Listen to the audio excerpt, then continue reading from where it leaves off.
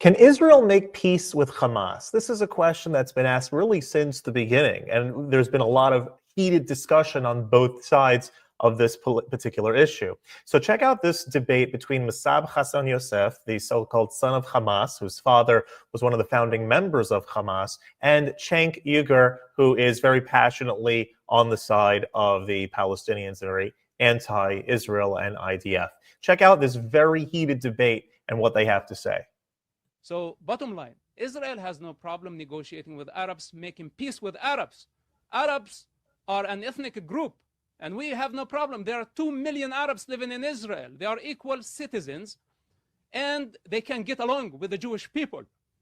But the problem that we're having, that Israel cannot coexist with destructive ideologies such as Palestine and Hamas, because those ideologies are black holes, and nobody can satisfy their ambitions. Look, he's representing Hamas as a resistance movement that can be negotiated with. And I say Hamas is a Nazi ideology, worse than a Nazi ideology. And the leagues, the allies, did not negotiate with the Nazis. They killed millions of the Nazis. They destroyed Germany. And this is how we got eventually for a global peace.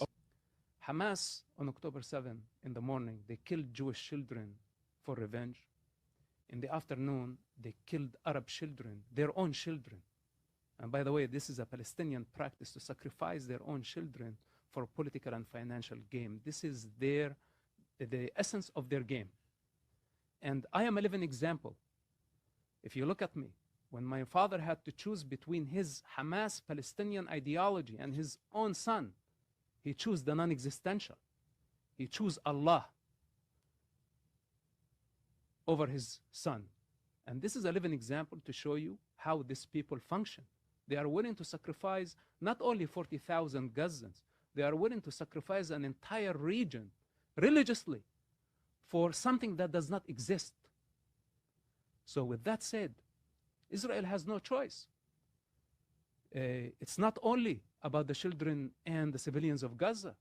It's about also the future of an entire generation in the Middle East. And I don't think there is a way around eradicating Hamas and removing them from power. We may suffer right now, and the Gazans may suffer, but the future will be bright without, at least brighter without Hamas. Yeah, I mean, he did this ode to children, and I agree. 34 kids were killed on October 7th. That's heartbreaking. 15,000 Palestinian children have been killed. They killed every child they found on October 7. If they found 10,000 children, they would have killed 10,000 children. Okay. It is not about head count. Okay, so I'm not excusing a single child that Hamas killed, but it seems like you're saying, 15,000 Palestinian kids. So what? Israel had to do it. We have to eradicate Hamas. Don't put words in my mouth. Don't put words in my mouth. And don't think that you hold the higher moral ground. I do. Those are my children. Those are my brothers and my sisters. And you are not. Don't pose as the one you care more. You don't care more than I do for the Palestinian children or for the Arab children. The reason why are they suffering? This is the most important thing. So when you look at the idea from a different perspective, and you say, well, okay, some things are so evil and terrible, and Hamas is, that you can't possibly negotiate with it. Well, under that same rubric and logic, you could certainly argue that you shouldn't negotiate with Israel. They've killed 35 times the number of civilians that Hamas did in this conflict. Imagine if Hamas had killed 35 times the number of civilians Israel did.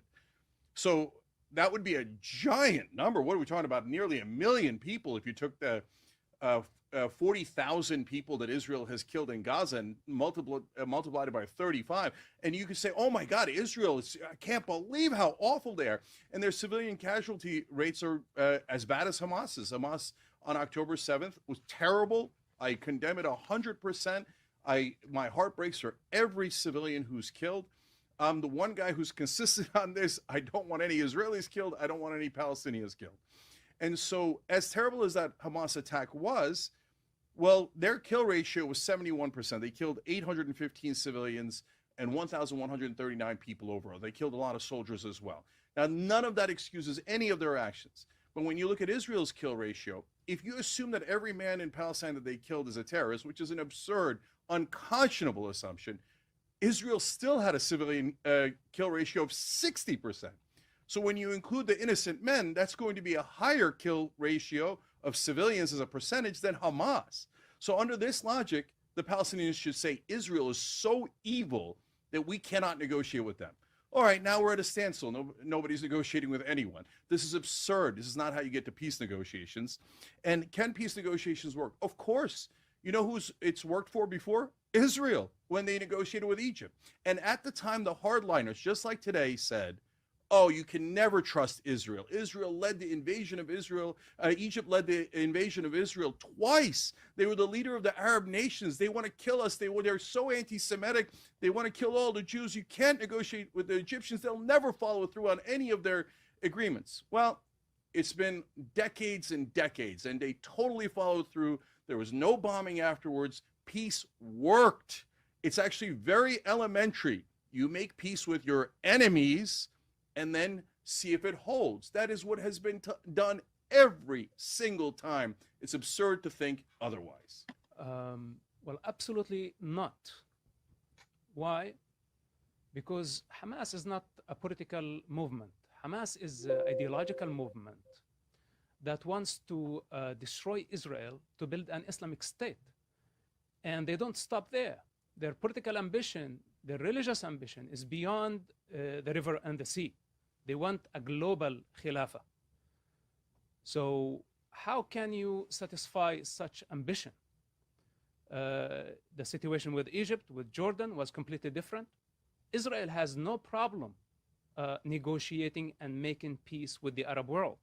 Since its establishment, Israel extended its hand to make peace with the Arab world, but the Arab world rejected.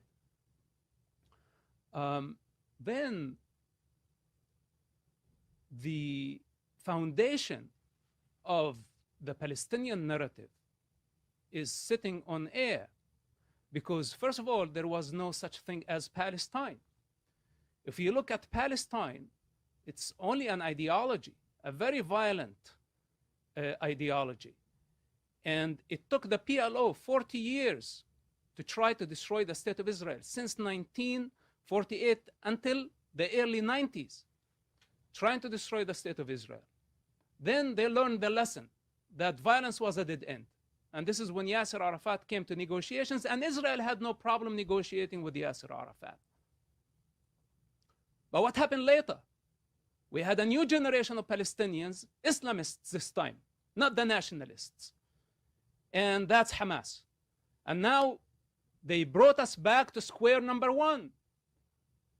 And even Yasser Arafat and the other Palestinian first generation told Hamas, will it take you 40 years to realize that we're going nowhere? We cannot destroy Israel? And Hamas has been trying for the past 36 years, repeating the same mistakes of the PLO and Yasser Arafat. And Israel is caught up in this situation.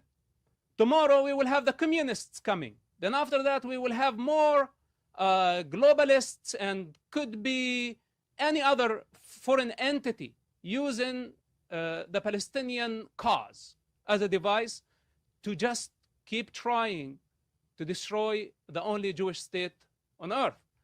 So bottom line, Israel has no problem negotiating with Arabs, making peace with Arabs. Arabs are an ethnic group, and we have no problem. There are 2 million Arabs living in Israel. They are equal citizens, and they can get along with the Jewish people. But the problem that we're having, that Israel cannot coexist with destructive ideologies such as Palestine and Hamas, because those ideologies are black holes, and nobody can satisfy their ambition. Mosab is absolutely right. What do you guys think? Let me know in the comments. And if you like this content overall, hit that subscribe button over there in the corner. We'd love to stay in touch. Take care.